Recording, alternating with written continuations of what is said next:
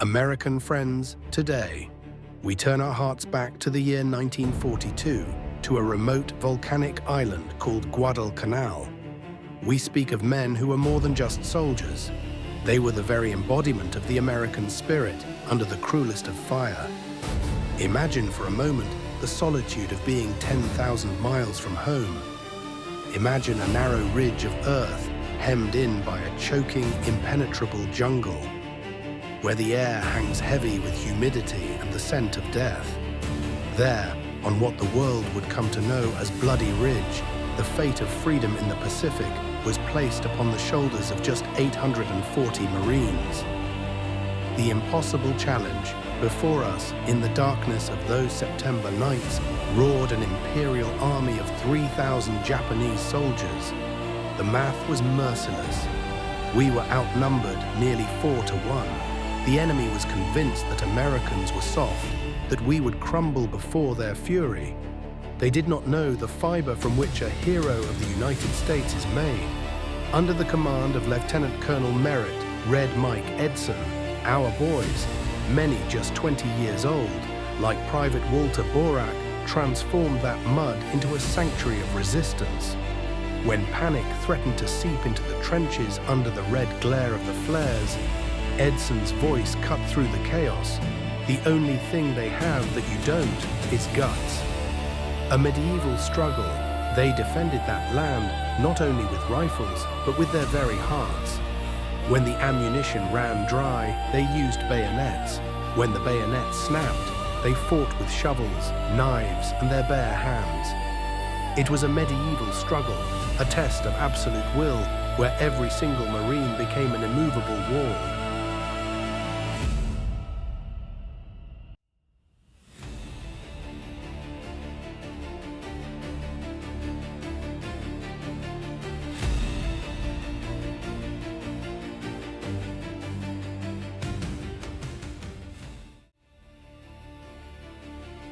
At 9:30 p.m. on September 13, 1942, Private First Class Walter Borak lay pressed into a strip of black mud on a forgotten island in the Pacific. He was only 20 years old, and by then he had learned that Guadalcanal was not just jungle and terrain. It was a living thing, hot, wet, and hostile, always trying to break the men trapped inside it. The air was thick with rot, sweat, and the sharp metallic smell of gunpowder. Insects swarmed so densely that every breath carried them into his nose and mouth. But it wasn't the mosquitoes that made his heart pound. It was the sound rising from the darkness beyond the tall kunai grass.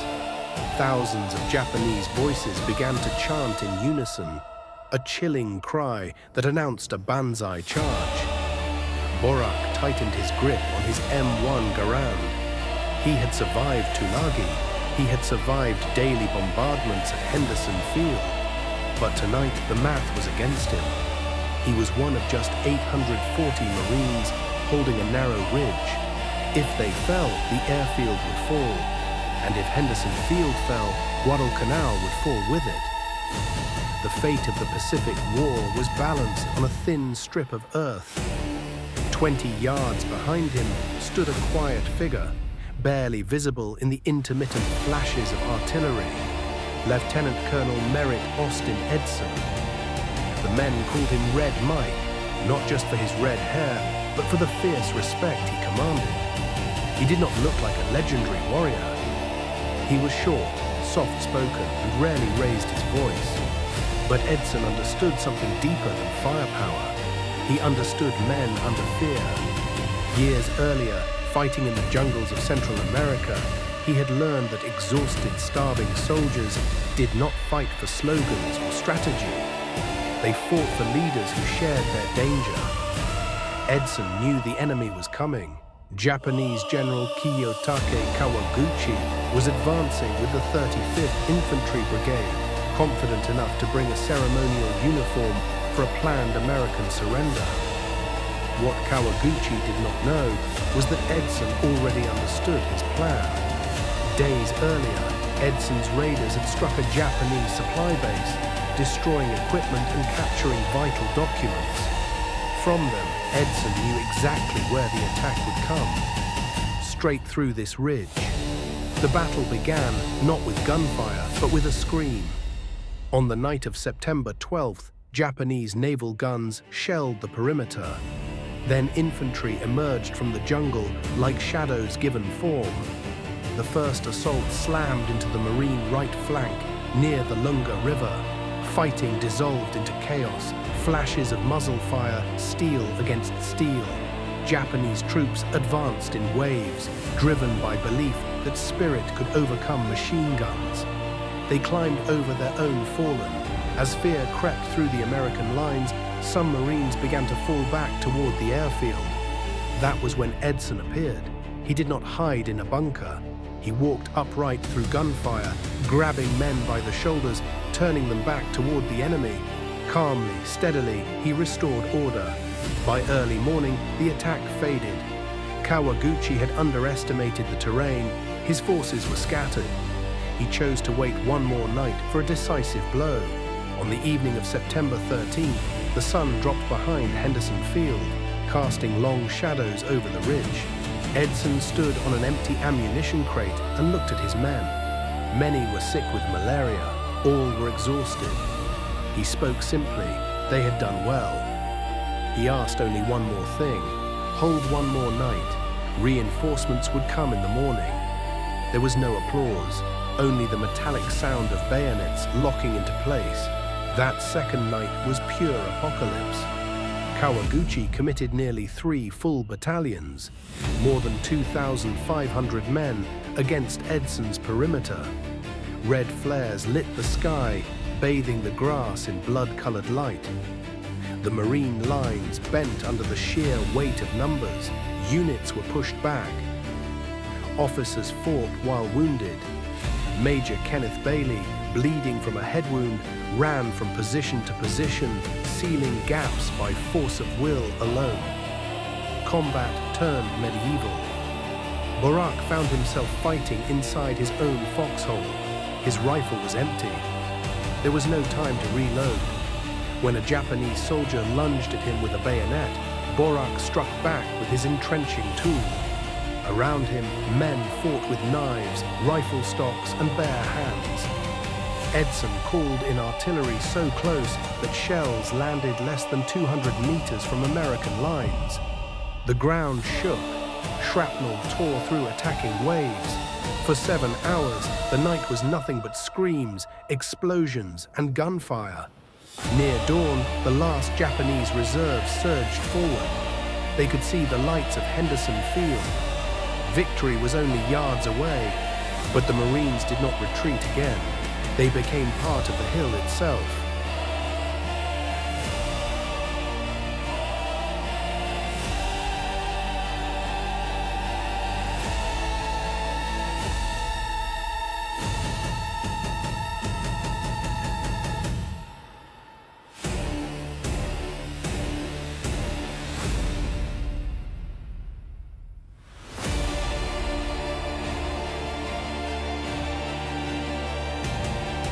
At 5:30 a.m., the sun rose and revealed what the darkness had hidden.